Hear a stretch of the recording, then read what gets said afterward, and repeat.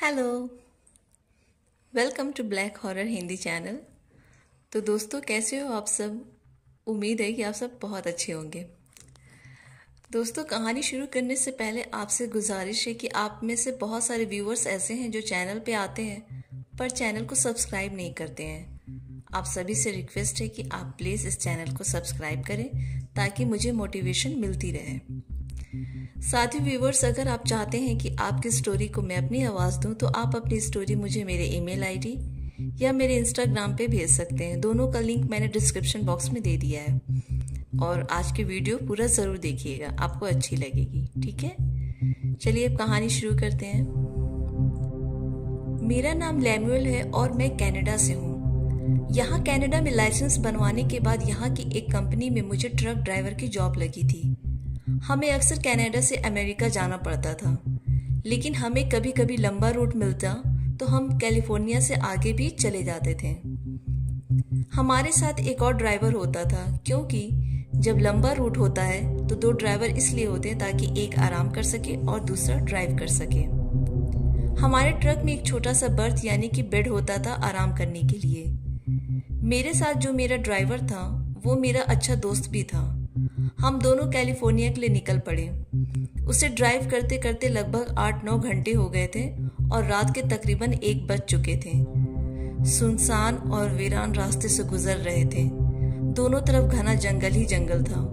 मेरे दोस्त ने मुझसे कहा, मैं थोड़ी देर सो लेता हूँ, अब तुम ड्राइव कर लो।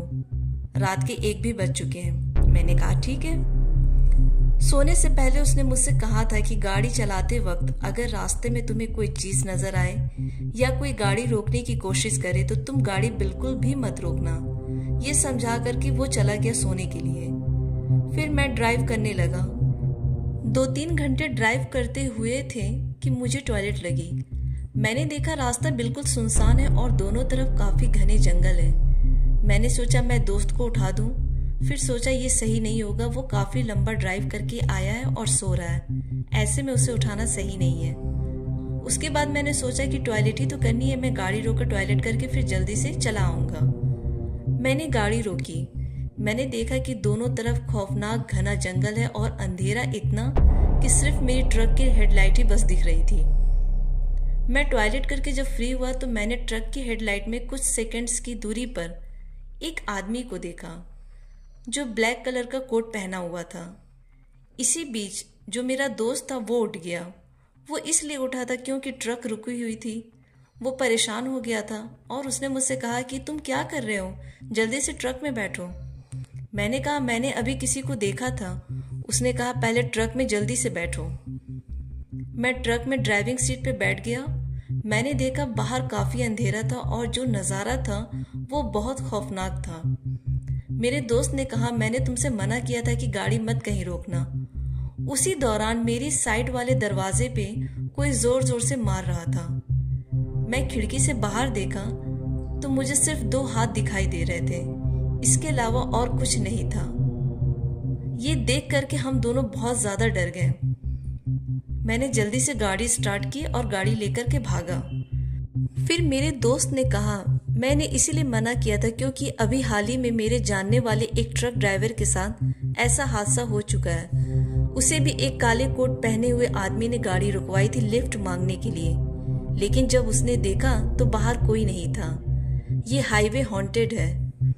अपने दोस्त से जब मैं ये सब सुन रहा था तभी दूर से मैंने जंगल की तरफ आग जलती हुई देखी। जब मैं गाड़ी लेकर आग के सामने से गुजर रहा था मैंने देखा कि आग में कुछ छोटे छोटे बच्चे खेल रहे थे।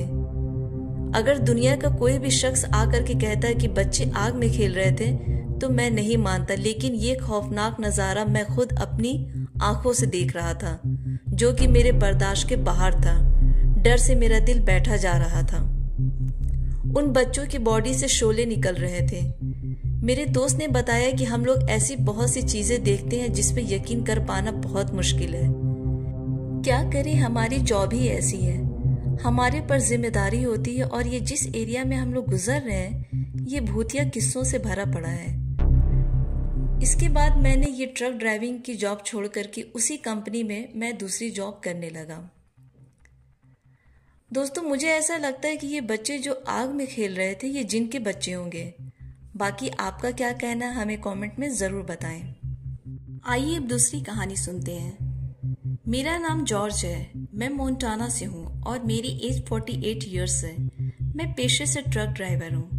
मेरी एक अच्छी वाइफ है, 3 लड़के हैं और 2 लड़कियां हैं। मेरे सबसे छोटे लड़के का नाम मैक्स है और वो 12 साल का हो गया था और वो काफ़ी एक्साइटेड था क्योंकि मेरे घर में एक ट्रेडिशन है कि जैसे मेरे बच्चे 12 साल के हो जाते थे मैं उन्हें अपने साथ ट्रक ड्राइविंग पे ले जाता था।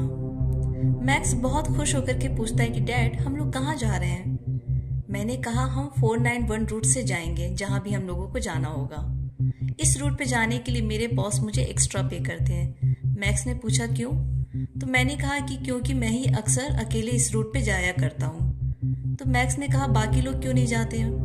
मैंने कहा क्योंकि बाकी सब गधे हैं। ये बोलकर मैं और मैक्स हंसने लगे।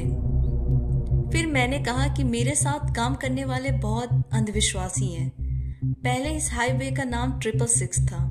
मेरे साथियों के अनुसार ये नंबर शैतान का नंबर है, इसलिए उन लोगों ने इसका नाम चेंज करके रूट 491 रख दिया।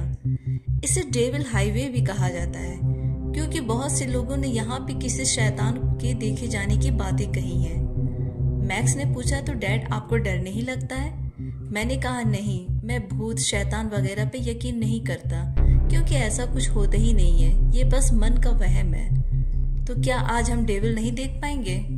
मैंने फिर मैक्स को समझाया कि बेटा भूत शैतान बस कहानियों में होते हैं, रियल में नहीं होते हैं। लोग मरते हैं और सिंपली हेवन या हेल में जाते हैं। इसके बाद मैं रेडियो ऑन कर दिया और हम गाना सुनने लगे।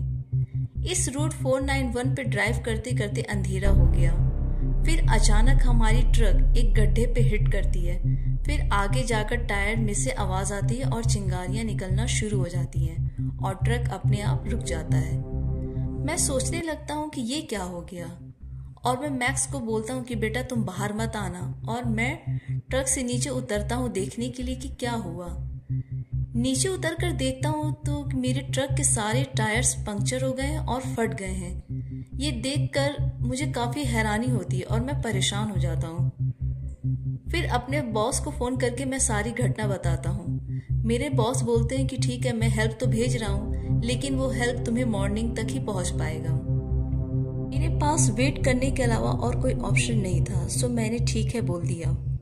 सच कहूँ तो मुझे अब थोड़ा थोड़ा डर लगने लगा था ये हाईवे देख करके।